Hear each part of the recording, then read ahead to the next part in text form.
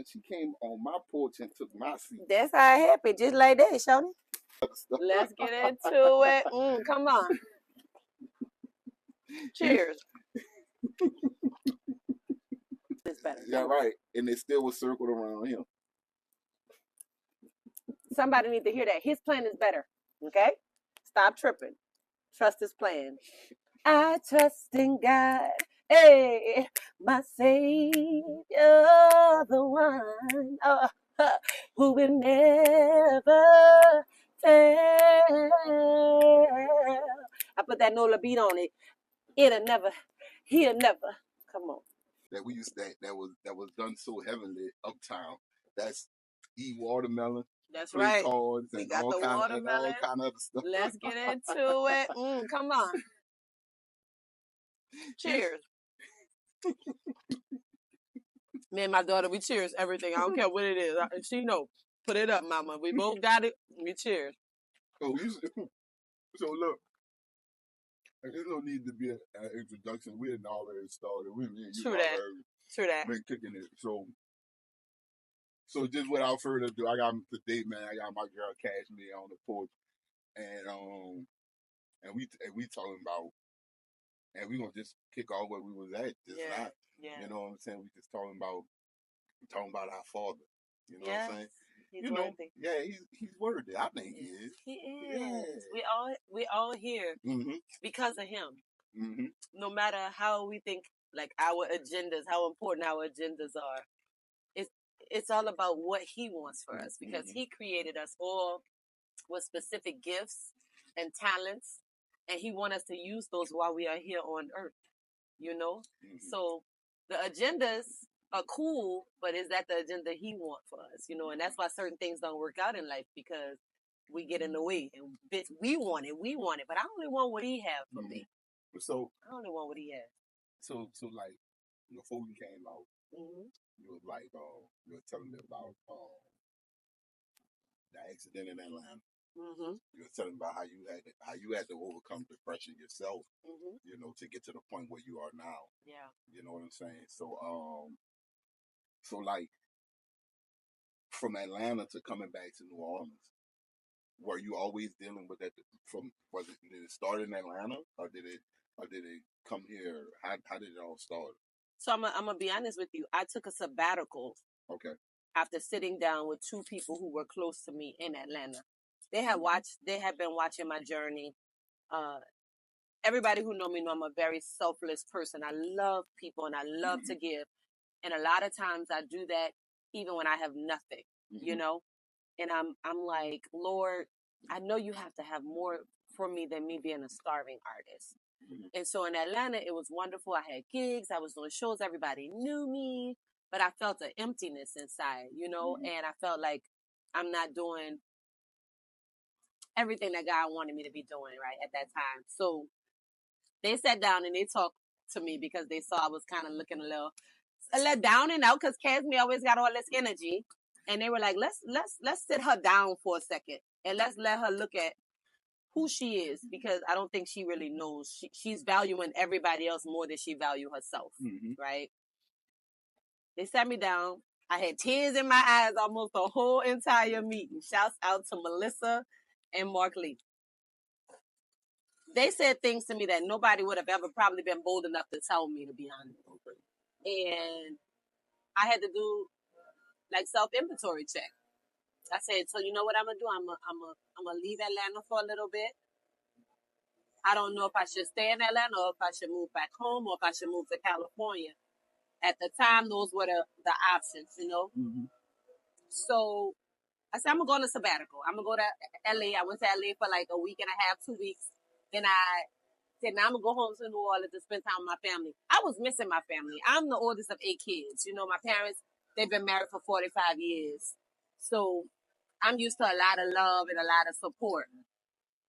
Atlanta was different. It was a beautiful place to see all of our people doing great things, but it was a very superficial, materialistic place as well. Okay. I'm not used to that. Like, it's about, you know, here in New Orleans, what's up? You hungry? Come on. Like, we all family, everybody. You could be walking down the street and somebody like, yo, you hungry? Come eat, you know? Right.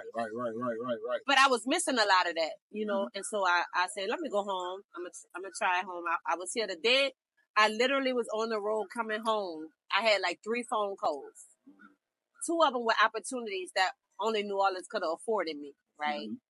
I said, Lord, is this a sign? I ain't even in the city yet. So I went on ahead. I came in. I wasn't in the best spirits because not long before that, my car did go over a cliff.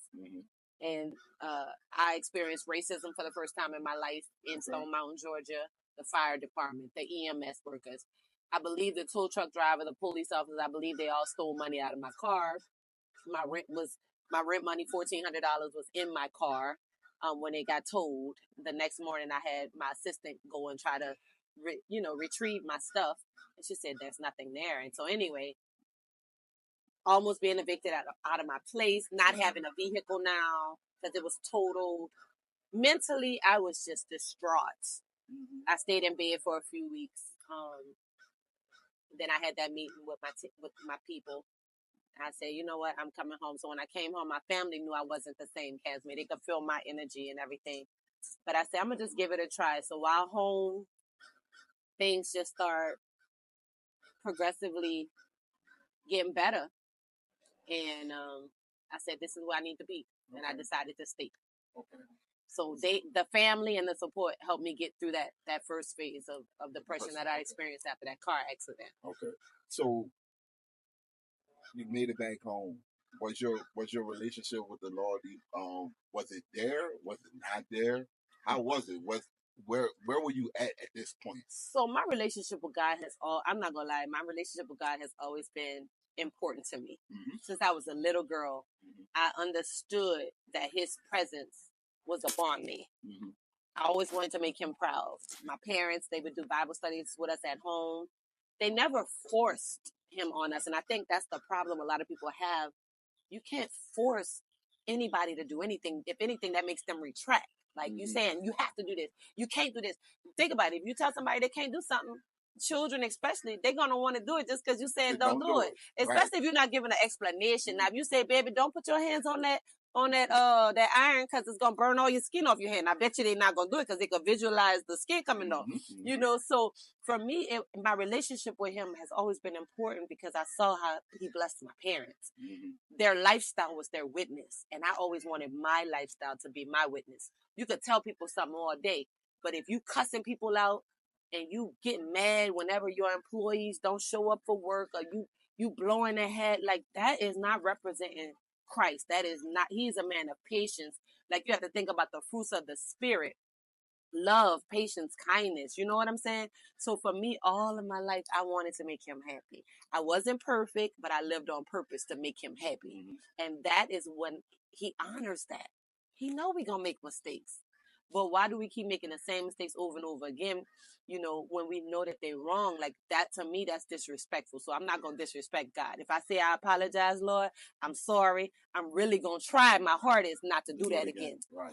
Period. Like if you love somebody, you don't hurt them. You don't do things to hurt them. Right. So all of my life, I've just been striving with my music, with the books that I write, with my programs, with my organizations.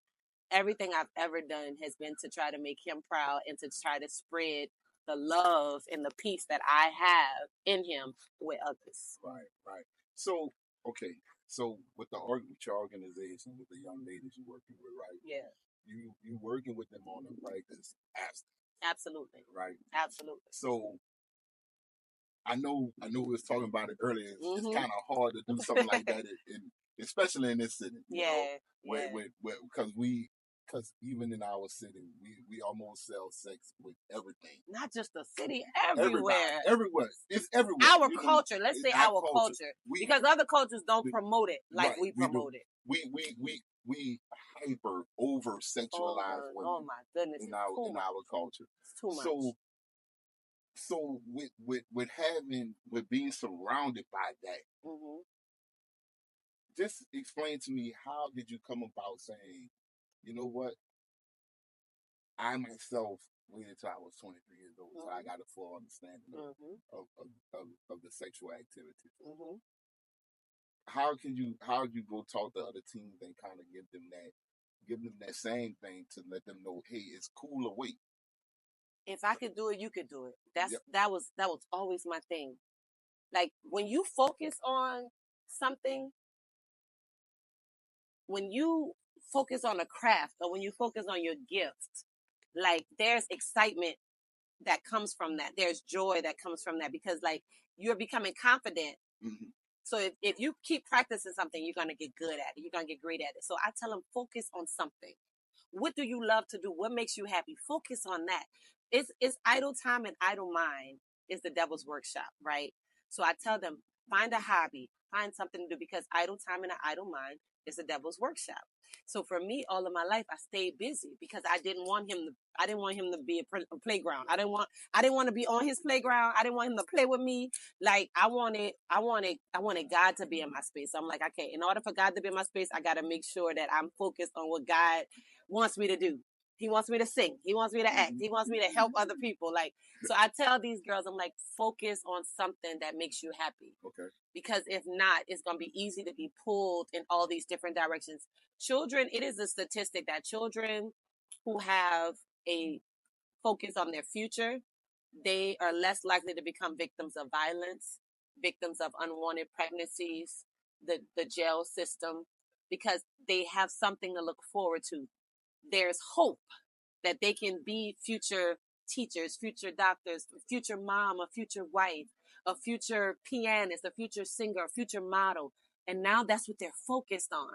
So if we can do something to help our kids find what they're good at, I think that will help because now they can focus on that instead of focusing on little boys, instead of little boys focusing on little girls. Like you have a gift and a talent that this world is waiting to see.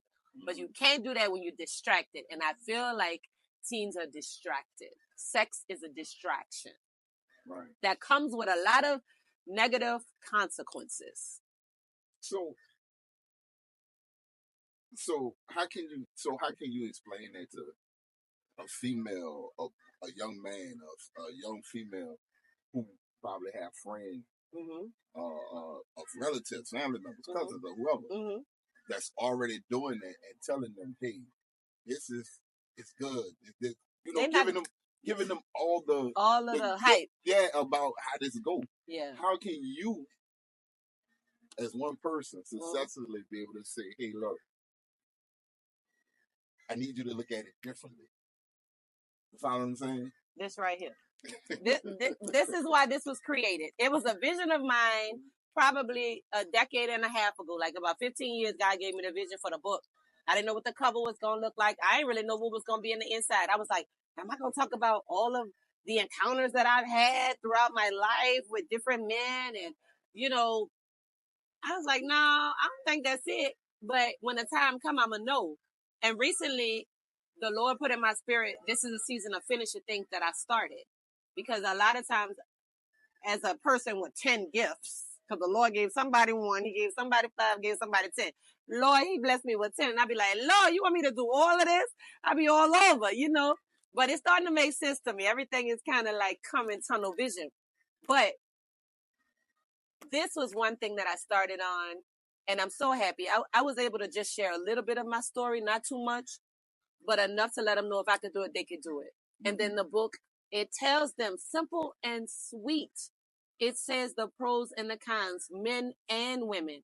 And I just want to read the dedication because this book is dedicated to every teen who ever felt like the only one saying no. To every young woman who gave her heart away too soon but is ready to start again. To every young man fighting to be different in a world that mocks discipline. To my younger self, thank you for choosing purpose over popularity. To my husband, Gary, thank you for honoring me, covering me, and choosing to wait with me. You are my answered prayer. Because we did wait 3 years. Like I told him, I said, I had made a promise to God. The next man to enter this temple is going to be my husband. So he waited with me. So thank you for that. To our daughter, Sienna, may you know your worth and never settle for anything less than God's best. And to all the girls I ever mentored in my life, I cried with them girls. I prayed with them girls. I believed in them girls. They're the reason that I started, and they're the reason that I keep going. Period. Because I know their stories, and they know mine. They were able to watch mine. And if it can happen for me, it can happen for you. Your value and your worth is not based on how many people you sleep with. It's based on how you live this life for God, using your gifts, your talents, and knowing that you are special, and that you have something special for this world, and everybody's not deserving of it. So many people that have had sex, they will sit here and tell you, this person didn't deserve it. I shouldn't have never did it with this one. They could probably go down the list. But it was probably peer pressure. It was probably, getting drunk, and they just did it and it felt great. But then there's always going to be remorse afterwards. Because that's not what God made it for. He made it for husband and wife. Right. Yeah. Yeah. Yeah. Damn. I'm passionate about it, as you can see. It's real. Like, it's real. It's real. Like, I just wish more, I know I was raised in a house full of a lot of love. And that's why I think for me, since a little girl, I made it a responsibility to love on people. Because I knew a lot of people didn't get afforded that same opportunity. And so for me, I also knew that hurt people. And when I look back at my life, and a lot of the people that were bullying me, they were abused. They were, whether physically or emotionally or verbally abused. That they were only reacting to what they experienced. And so I never wanted to be that person to add to that. I never want to be that person to make somebody go jump off the bridge because they just couldn't stand being here or being around me, and the way I treated them, like kindness always. And that's the fruit of the Spirit. When you know God and when you seek Him, He's going to give you all of the tools that you need to survive in this world and to survive, in peace. And my life, it's been beautiful, but I've had rough moments. I've experienced depression on 2 different occasions, the car accident and then postpartum depression after my daughter. And it's horrible. It's a horrible place to be in it. And I don't want people to experience that. And if I can help someone not have to go through depression because of a breakup with a boy who they thought loved them, but all the signs were there that they didn't, but you giving yourself to this person, so now you feel like this person owe you, but they don't really owe you. A man can get you, a boy can get you pregnant and then turn around and never see you again. Never say anything to you or that child, and they will be fine. That's hard. That is cold-blooded. But that creates heartache. That creates pain. Now the mama is looking at this child who looks like this man who she wanted but didn't want her. Now she's looking at this child, telling the child he's stupid, having ill feelings towards him. It's not his fault.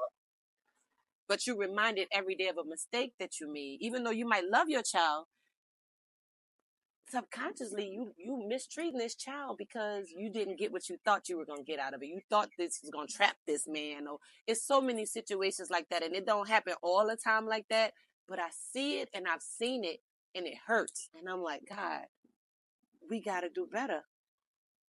But how do we do better if we don't know better? We have to talk about it. We have to read about it. We got to, experience situations like this where you can really feel it. You know what I mean? That's the only way things are going to change. Wow.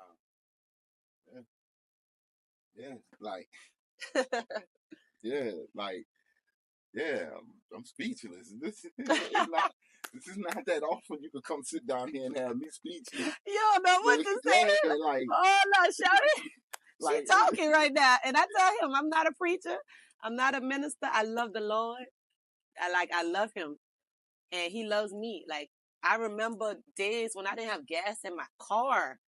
I'm living in Atlanta. I'm living in a nice place. I have, I'm riding in a Mercedes. It didn't have gas because I was so busy trying to chase purpose. Like, I wanted to help. I wanted to go in schools and talk to these kids, and I didn't even have no gas in my car. But my heart has always been pure, and God always provided. Even though I would have to struggle, he always saw it through. I always made it to the school. When I get to the school, I remember that one morning, I literally had coins, and I went to the gas station. I was like, Lord, I got to get to this school across town. I had coins from a piggy bank, and I put it on the counter for the dude at the gas station, a little Arab gentleman.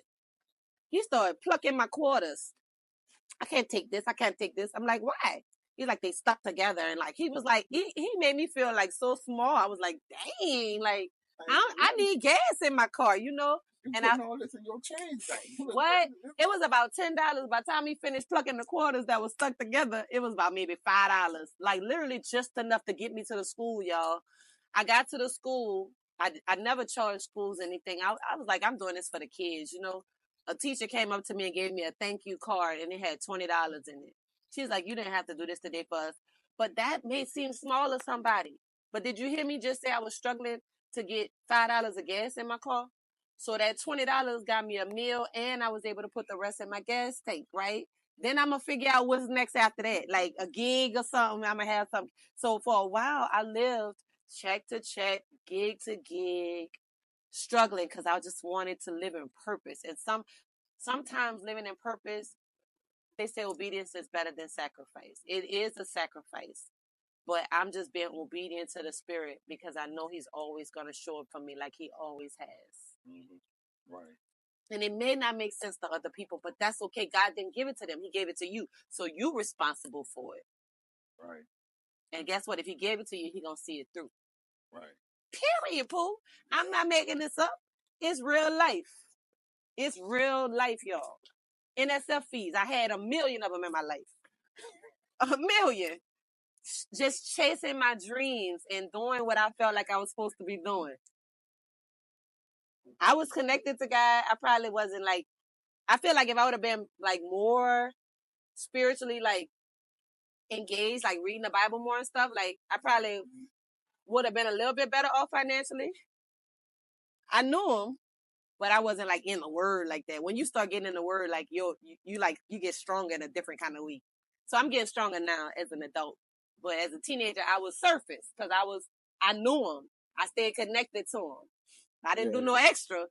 I didn't lift 85 pounds. I was doing like 10-pound weights, you know. Yeah, when you get when you start, that's the only way you get connected to him is read his word. You gotta read his word. Yeah. That's it. You gotta find time to not be distracted and just like let him come in. And like that's the thing. Prayer is talking to him, having a conversation with him, telling him thank you, telling him how you feel, telling him what you need, what you want. But then after that, people gotta remember, don't stop praying and then immediately go back to life. You gotta sit still for a minute. It's prayer and meditation because meditation is not just humba humba. It is not that. It's being quiet and being still for a moment so that you can hear God talk back to you. Mm-hmm. If me and you were sitting here and I'm the only one talking, this is not a conversation. Mm-hmm. This is not a conversation. This is me talking. Right. But when you talking back to me, it's conversation. So conversation with God is prayer and meditation. Come on, make it make sense for somebody. So you gotta pray and then you gotta meditate. Because you talk and then you let him talk. Period. Okay? That's all I want to see. That's all I want to see. Gotcha. Listen. I'm here for it, y'all. You know what? And what you're right about that, though. You're right about that. You know what I'm saying? You gotta, you have to meditate because you have to sit back and listen to. The only way you can hear him by listening. Yeah, by listening. Keep your mouth closed and just listen. And you know what? He will also let other people talk. Like he will actually send messengers. He will send people to help rescue you. He will send resources and stuff that you pray for. Right? So that comes and that will happen. But in the moment of conversation with God, you do have to just sit still for a minute. Right. I promise every time I ask him for something, he either say yes, no, or maybe. Maybe not right now, Casme. I've asked for things and he didn't give it to me right away. You ain't ready for it. His timing is better than mine. Yeah. And when you live, that's the thing. Like when you live for him, you don't stress about too much because you know it's gonna work out the way it's supposed to. Right. So people be like, how can you do all this stuff that you do? I just do it. Like I don't think about it. I'm a human being. Like I cry, I bleed, I sleep, I swim, I bathe, I do all the things. I shop, I raise a child. I'm raising a child. I have a husband. At 5:30, I become 100% wife. It's not about me anymore. It's about my husband and my daughter. Amen. Until they go to sleep. And then it can be about me again. But before 4:30, whatever I need done, I need to do it. And then I need to put a cap on it because now it's mommy time. It's baby time. That's it. So when you live on purpose, come on, somebody. God gonna line everything up for you like it's supposed to be.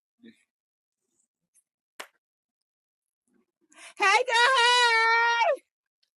She got me so Thank you. You are so sweet. Hey, girl.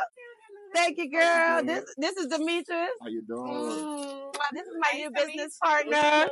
She's fabulous. Oh, okay. Girl, yeah, we've just been talking about. He said he's been speechless a little bit. He like, it's not often that I'm speechless, but yeah, it's not often that I'm speechless. It's hard to get me to be like. Good conversation. It's hard for me to get that look. So when you get me to get that look, it's like. She different. Huh? Yeah. She you know, she that good different. You know? You got that bad different where you be like, yeah, you different. You just different, and you don't want to really tell them why they different because you like, you ain't right. You ain't the right person. But you know, she got that difference. You know, and when you doing things where it's spiritually live, when you working to build the kingdom, is a difference. You know what I'm saying? Only people that's trying to build the kingdom don't know. They gonna understand. Yeah, only people that's kingdom building gonna understand. That's why we saved in the city, right? That's why we kicking off a movement that's inviting people who are saved in the city to come and fellowship with us. But we also invite people who want to be saved in this city to come and fellowship with us because we need this. Like, you know what I'm saying? Like this conversation that we're able to have and freely talk about God, freely talk about issues that matter in our community. You can't just do this anywhere. Right. So that's why we're creating a space. Let's go, boo. Thank you so much. I can't wait to dig into my food. All right, sis. So sweet. So, it's good. I know you happy you can edit, baby. Oh no, I understand. You keep everything in? I keep everything. It's raw, huh? We on the porch. That's the purpose of it. That's the purpose. That was the purpose of the whole deal. Now, when I say on the porch, it's because I was like, man, I gotta go somewhere where raw and authentic. Yeah, and so being from uptown, you know, this was the only spot that I could find. That's not the only spot I could find, but it makes perfect sense. That's beautiful. You know what I'm saying? Congrats to you for doing that and allowing people to just share their story, you know? Thank you. Thank you. So, you know, everything stays in because, you know, when you kicking it on the porch, when you chilling on the porch, you say everything. Ain't no such thing as no editing or nothing. That's you know true. what I'm saying? You can't edit it. This is real life. So it's real life. That's the beauty of it, you know. Now you know I'm gonna take out stuff that don't matter. But, I got you. But you know, for the most part, the good stuff. We outside. We on the porch. We don't have interactions with people and things like that. That's beautiful. You know what I'm saying? So you know, I love it. But saving now. With that, we just mentioned saved in the city. Saved in the city. Yeah. With that, like explaining where they come from, and then on top of that, what's I know is you don't put a goal on trying to save souls. Yeah. There's no goal on that. This is something you just want to do. Well, it is a goal, I guess. It is a goal to get as many people together, because at the end of the day, I'm a movement by myself, but I'm a force when we're together, right? So if we can come together as a force, this city is dying. This city is like crying. I did a series called Emotional Elevation, EE meetings, a night of healing. And I did that for 8 weeks. And one of the ladies who came to the meeting, she wanted healing from grieving her son. This is one mom out of hundreds of moms just this year alone who have lost a son to gun violence in New Orleans. A son was gunned down in a lift on his way from a party with his friends. She has 3 boys. That was the middle son. I had a chance to meet the younger son and the oldest son. Sweethearts. I'm like, how? Innocent young man. It wasn't a fight. You know, no details have surfaced about this. But this woman is missing her son because somebody didn't think his life was valuable. This city is going crazy, going mad. This world is going crazy and mad. And if we as believers don't stop playing games, it's going to overtake us. We could save lives by bringing people to safe spaces, letting them cry out. And that's why I created the Break Room NOLA. A safe place for people to scream, yell, break plates, bust TVs open, bust windows open, instead of busting people's cars who work hard for their vehicles and their transportation every day. Come to Break Room NOLA and relieve your stress, your anxiety, your pain. Almost everybody that walk in there leave out feeling better than they came in. I promise you, women, men, boys, girls. I've had handicapped people come through. I've had disabled people come through. Excuse me. I've had all types of people come in because everybody's going through something. So my whole life is about creating safe spaces for people to heal emotionally, mentally, spiritually. And so Saved in the City is that place. If you want to be baptized, I even did an event called Take Me to the River. And I got baptized at 40 again for the second time in Lincoln Beach. And I invited my family and friends, 5 other people joined me. I'm going to do that again. We went to Gulfport last year and did it. And 3 people gave their life to Christ and got baptized. That's what I'm here for. I just want to introduce people to God, because when they get to know him, it changes their life. So we have now a space, Southern Girl Creole Cafe, where we're going to be doing day parties on Saturdays.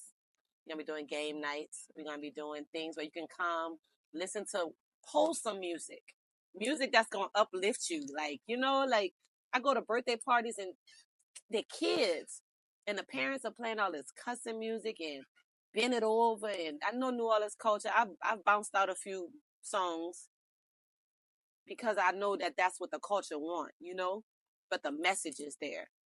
I've also flipped R&B songs. I have a mixtape called It's Jesus for Me. It's a mixtape, free download. But I flipped songs that were popping in the 90s. You know what I'm saying? Because I know that's what people want.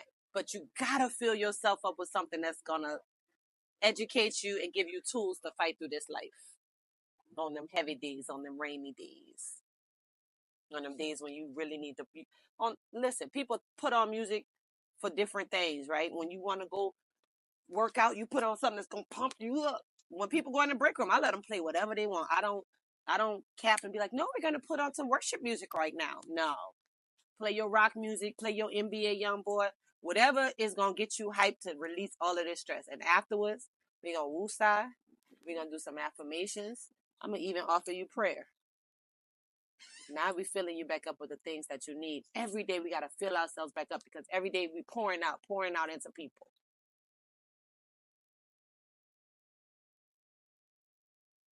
So if y'all want to join Saved in the City, it looks like this is one of our first members. I think this is going to be one of the first guys joining the club. Amen.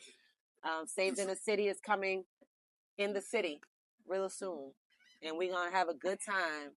We're going to have Bible studies. We're going to have life studies. We're going to have conversations like this. We're going to enjoy each other. We're going to have some fun too. We're going to do second lines, and we're going to do, all the things, but with Jesus at the center, which is peace at the center. Peace is God's presence. So if you don't have peace in your life right now, you need to invite him into your space. Watch how it change.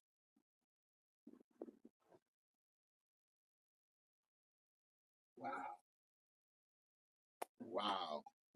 I just say the whole lot, huh? Wow.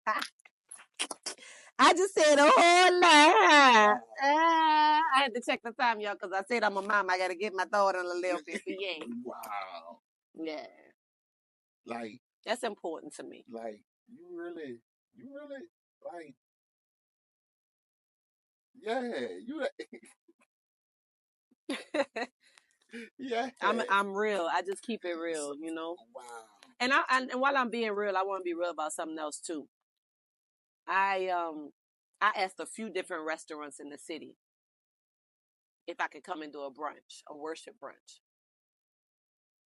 And some were like, okay. Some were like, we'll call you. no calls. It's months later. But God didn't want me in those places. I look up and I see they doing brunches, and they ain't called me.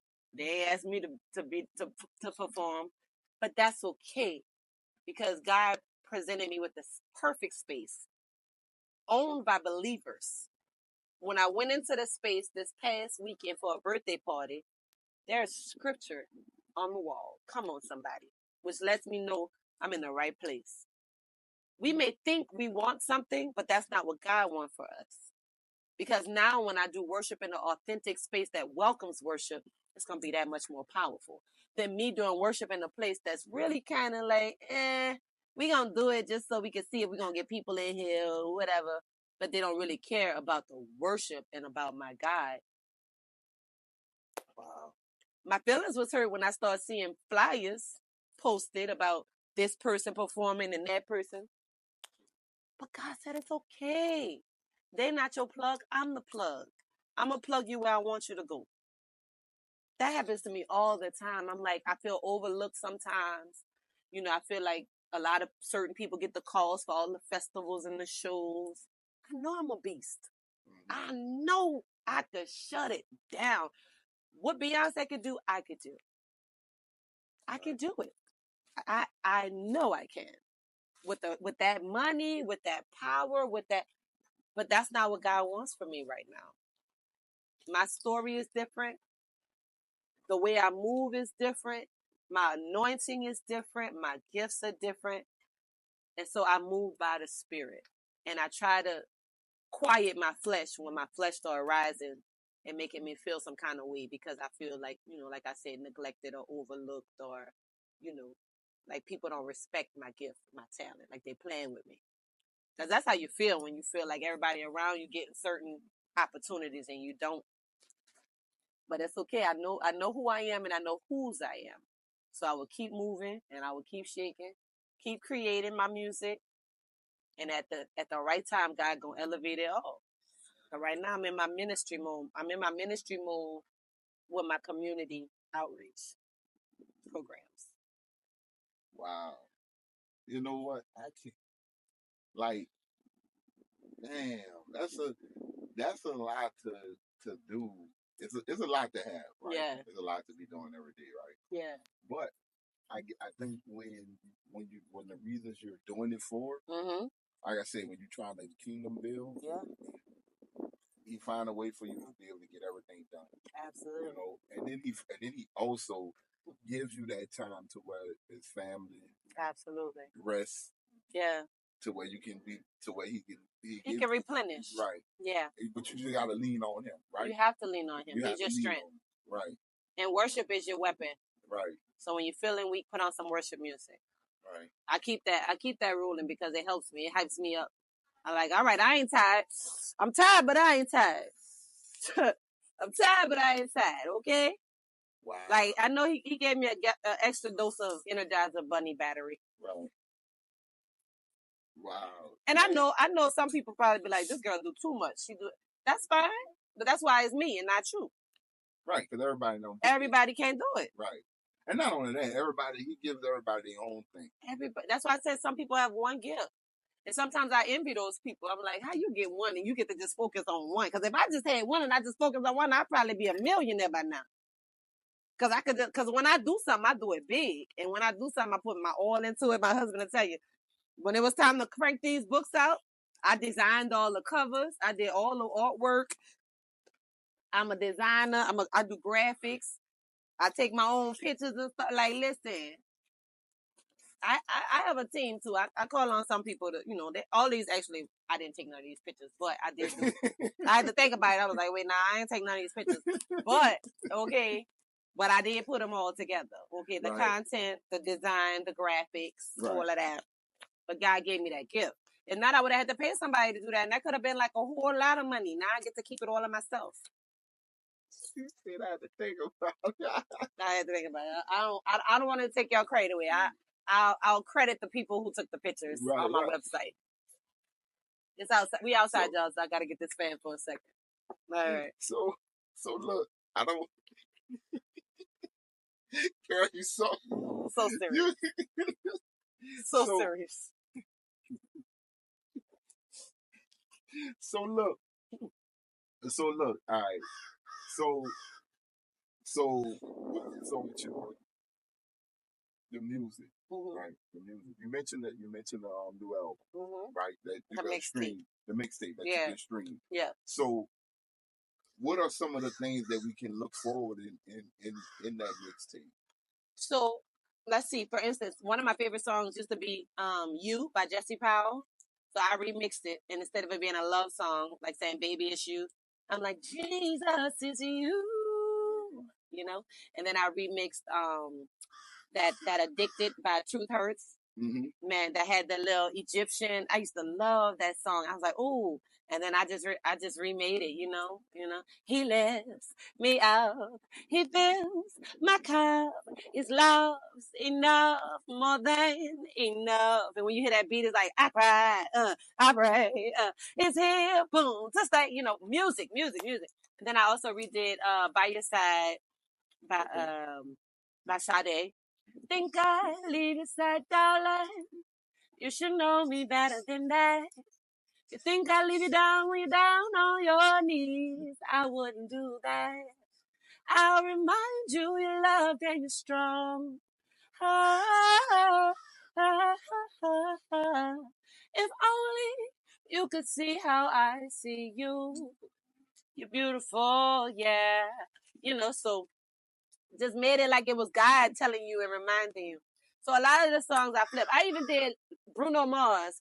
I'ma leave the door open, but I'ma leave my heart open. You know what I'm saying? For you, Lord. Come on in. Come on in. You're so good. So kind. You hold me every time. And when I'm lost, you light the way. You give me strength. Lord, you give... Now listen. Y'all got to go download it if you want to hear it, okay? It's the vibe. So where we go down? I am Casme.com. Okay. Hey, Casme. I am Casme.com. You go on there. And they have all these little squares on my website.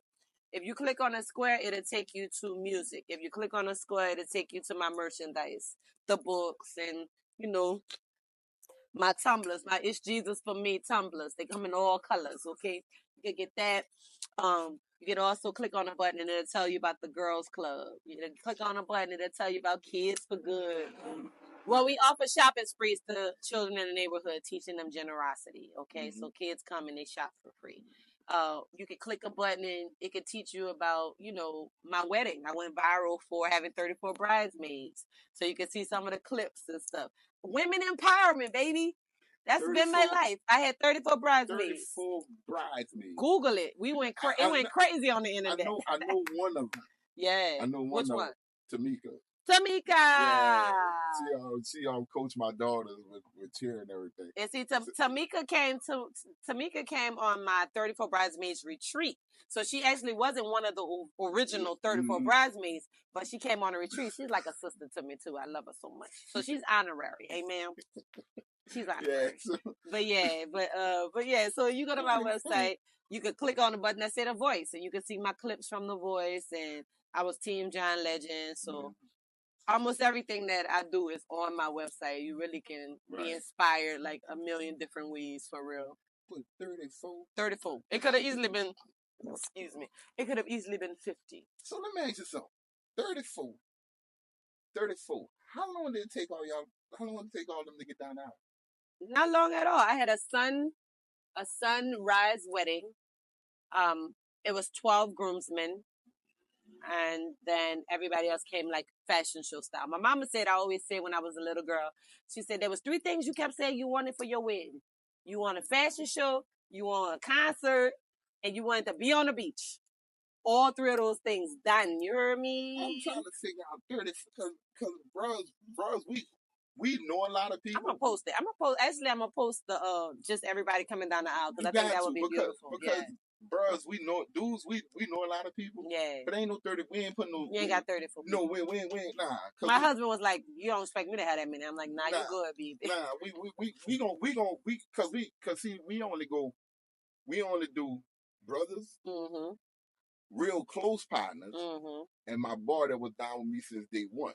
After So that, that's gonna be about 6 or 7. yeah, after that, we done. I got you. It's like we ain't trying to put nobody else in the way. It's But like, I had 6 sisters. Well, yeah, 6 sisters and 1 brother. So that was 1 automatically for my husband on his side. Then my husband actually has a lot of brothers too. So he was able to do 12. And then, all of my sisters are married except for 1. So he was able to get a good 12. Yeah. Had a couple of his homeboys in there. Other than that, it was family. 34. God. 34 bridesmaids. Yes, and I'm a grandmother of 5, and now I'm a mother of 4 because I married into motherhood and grannyhood. So one of my stepson was actually able to be in the wedding as well. Right. So that's how my husband was able to get 12. Yeah, I had bonus kids off the bat. Bonus. Yeah, I went to one of my grandkids' graduations last night. I am a granny. Grandma is what they call it. Grandma instead of grandma.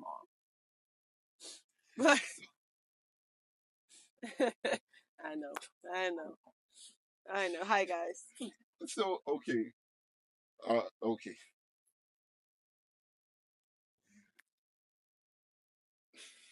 The break room. The break room Nola. Break room smash Nola. Yeah. How can they follow?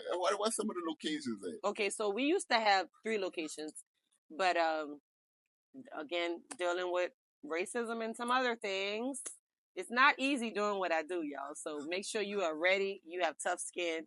If you are a business owner of any sort, you just got to be ready and you got to stay prayed up for sure and for certain. But our main location now is on Test Street in Algiers, 1400 Test Street. You do have to have a appointment because we like to make sure we're good. We don't want people to come in and they not have enough stuff for them to break, So we do plate therapy, letting you write down things, that you want to let go of. Then we also let you go in the room and get crazy in the room. But we like you to make an appointment. TheBreakroomNola.com. TheBreakroomNola.com. That's where you can go and make your appointment.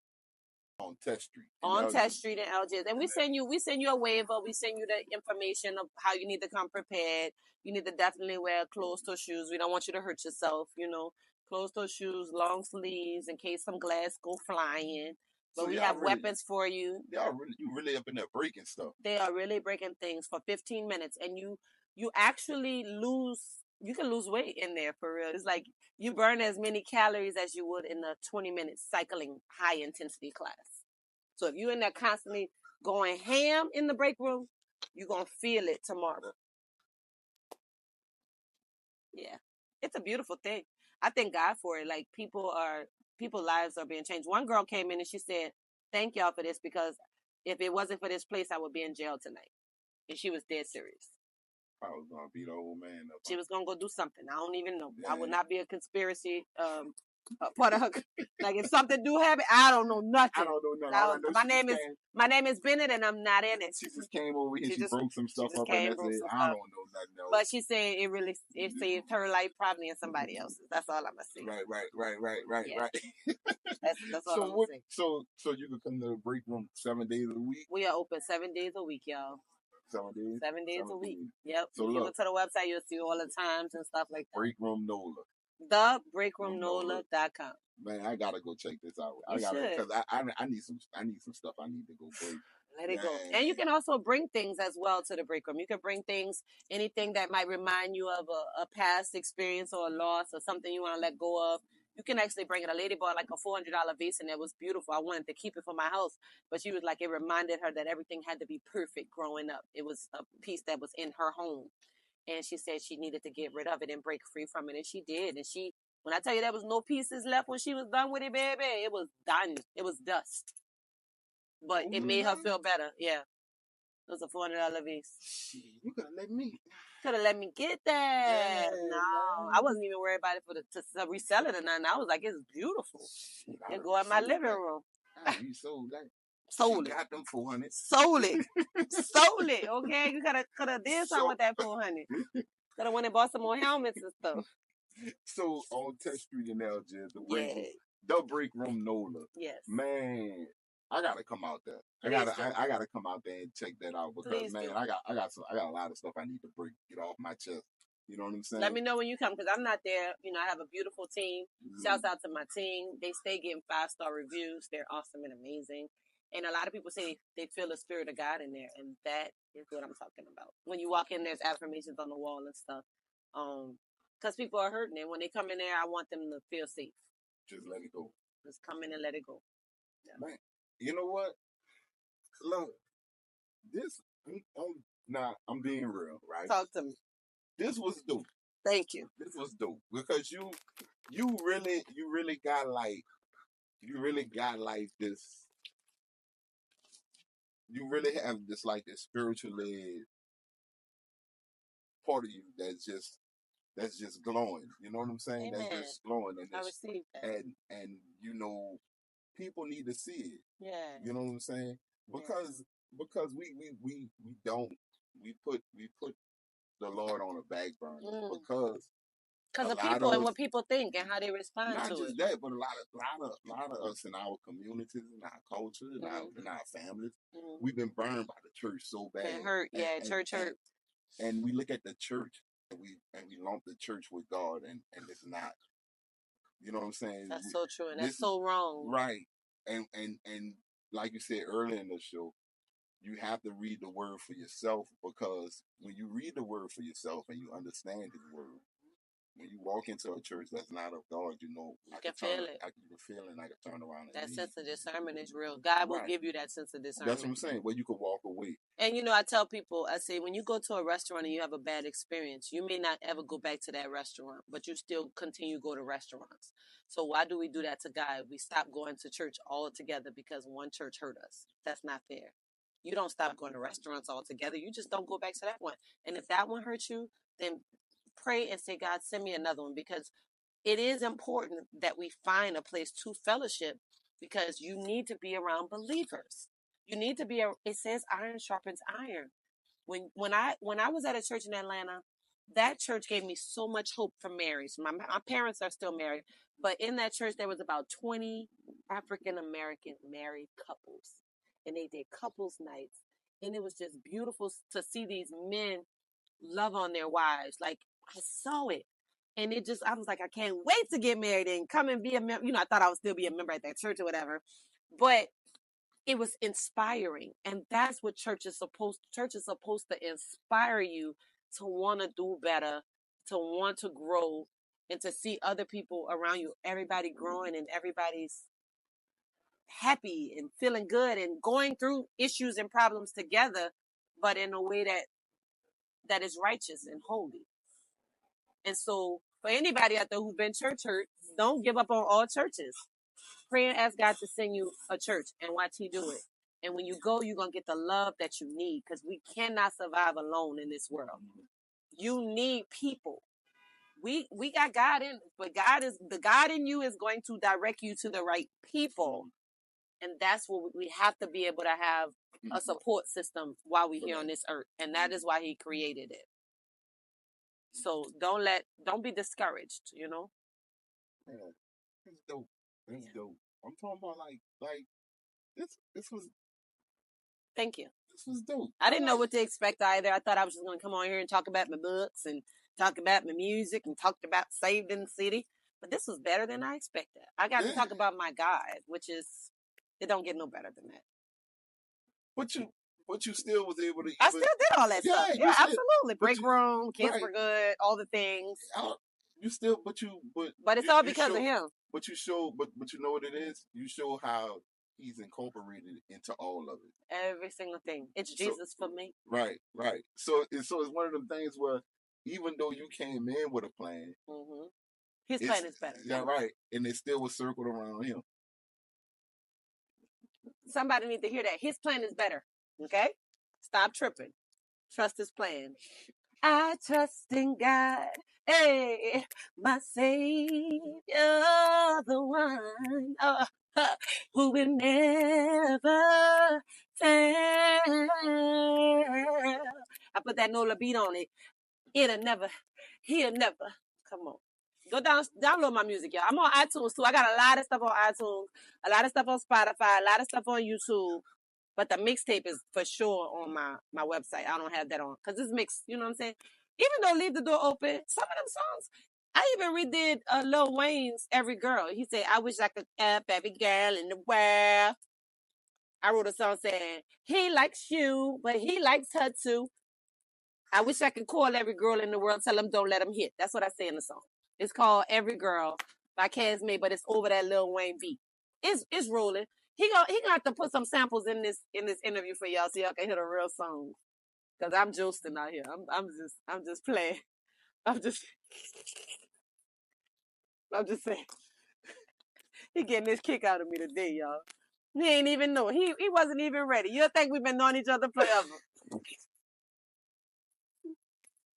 This is my partner, Demetrius. Thank you for having me on your show, y'all. This was wonderful. God bless you. I gotta go get my daughter. I'm gonna let him close it out. However he close it out. Look, man, I appreciate you. This girl here, I'm telling you, look, man, she amazing. Thank you, brother. She amazing. Look, man. Look, I appreciate you. I thank you for coming sit on this porch, man. Honor. No, I really, really appreciate you for that. The break room, the break room, NOLA. Go check it out. Yes. 10th Street in LG. Yes. Then we have the music that's on the website. Yes. IamCashme.com. That's right. You go. It's free. It's free. Just go listen. Go listen. You know what I'm saying? Go listen. Then you can for any other for all the rest of the music. The website is just for the website is for everything. For everything. For everything. Mixtape. But you can go and download all my music. Just if you want to support, if you want to pour back into the ministry, right. That's what you do. CASME stands for Caring and Sharing Ministry Every Day. And I realized that's been me my whole life. I could have said motivation, but ministry is a little bit more powerful because it's more about God than just motivating people and giving people an uplift for the moment. Because God is for always. His joy is always and forever. It ain't temporary. But yeah, y'all, I love y'all. It has been an honor. Let me see. Hey. Okay. I had my to girl have my shades.